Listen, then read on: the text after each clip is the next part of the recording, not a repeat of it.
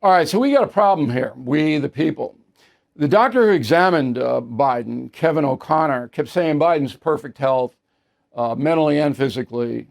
That just couldn't be true. So Dr. O'Connor has to be investigated, number one. And number two, speculation is not right. I'm not going to speculate about it. I'll give O'Connor the benefit of due process, but he has to be investigated because this thing, there's something wrong with it. Joining us now from Dallas, Pennsylvania, presidential historian Dr. Larry Cook. He wrote a book called Symbols of Patriotism, First Ladies and Daughters of the American Revolution. Very interesting book. All right, so when you heard this yesterday, Doctor, and did you have the same feeling I did? Going, what? How could this possibly happen? Yeah, I had the same feelings that you did. First of all, as you mentioned early on, you were sad to hear that, and I certainly was as well, and certainly wish President Biden the best. But yeah, that was the first thing that I thought of is, how could this just be coming out now with him being a president of the United States and having yearly physicals and even on your average person, I think we all know as men that a PSA test is pretty routine for all of us. So Everybody gets them. Would have assumed that. Yeah. Yeah, everybody gets them. So that being as a known fact that the cancer doesn't just go in the prostate, it whips into the bone. It takes a while. They had to miss the prostate cancer in February of 24, right? There's no other explanation, correct? They missed it. Well, I don't know. I mean, either well, wait, wasn't put out there. But you're a man. You're a historian. You're a doctor, not a doctor of medicine. But what other explanation could there possibly be? Well, I'm saying, either I don't disagree that they missed it. I don't know that they did, or they just didn't. They didn't announce it. They didn't let it out, or you wouldn't announce that a sitting president has cancer? Yeah, exactly. Right. That's impossible.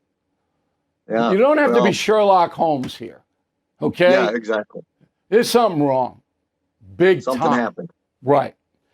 All right. Now, this is not unique.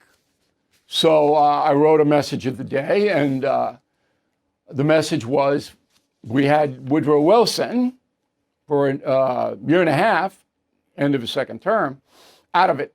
Wife ran the country because he had a stroke. Nobody knew it, right? Right. Nobody knew the severity of it. Nobody knew it at first at all. And then as it started to get out in little bits and pieces, no one ever knew the severity of his stroke and the role that Edith took on, during that time and how isolated, he was. And it certainly came out that, yes, she probably did make policy decisions and influence things, on his behalf, because now, it was just her and the doctor. That was it. The reason that nobody knew it was World War I had just ended, and Wilson was very involved with that. Obviously, League of Nations, all of that kind of stuff. He went abroad, and then he disappears. But the press didn't have the access to the White House that it has now, correct? Right. That's true. And so was it. It was easy to keep those things quiet, or a lot easier than it is now. And believe it or not, he even wanted to go for a third term. He had contemplated that. Well, Edith wanted knowing his him own to go. health. Edith wanted him to go. Edith wanted it, like Jill Biden. Yeah, Edith and Jill are the same. Jill ran a White House for the last year, my opinion. And she and Edith are kindred spirits. Woodrow's out of it, totally out of it. All right, and then we had Grover Cleveland, the only other non-consecutive president beside Trump. And Cleveland gets a vicious mouth cancer diagnosis, and they whisk him away to Cape Cod, where he just disappears, right? Well, yeah, and the big part of that story is that the treatment part, where he was, a very close knit, 4 doctors, I believe it was, take him out on a boat, and they go out and they strap a chair to the post in the lower level of the boat and strap big old Grover to that and give him ether.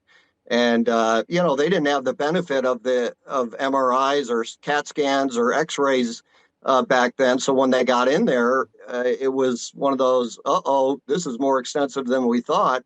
And that it was a major surgical procedure that they did, taking out hard palate, soft palate, several teeth, to extract that tumor. I mean, it's just amazing. If you've got any medical knowledge at all, it's amazing that he didn't die either from the ether or from bleeding to death in that surgery. And that was kept a secret. Nobody knew it. Nobody knew it. And then they whisk him up to New England, Buzzards Bay, if anybody knows the area in Cape Cod. But back then, that was like the hinterlands, and everybody's going, where's Grover? But again, it was a press. This is the late 19th century, where there wasn't any television or radio. There wasn't any access except for in the newspapers. And the newspaper guys didn't even know where he was, and nobody could see. I don't know why Congress didn't step in both the Wilson and the Cleveland cases. Do you know? I don't know, other than the fact that, throughout history, we've had several of these things, where presidents have had illnesses in office, whether it be an acute or a chronic.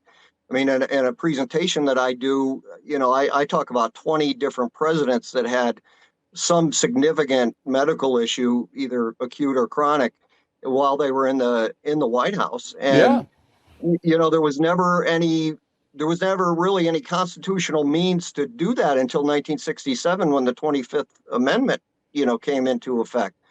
Before then, there was really no clear way to do it. So, but Congress could have made a big thing out of it, and then the people would have known, but they didn't.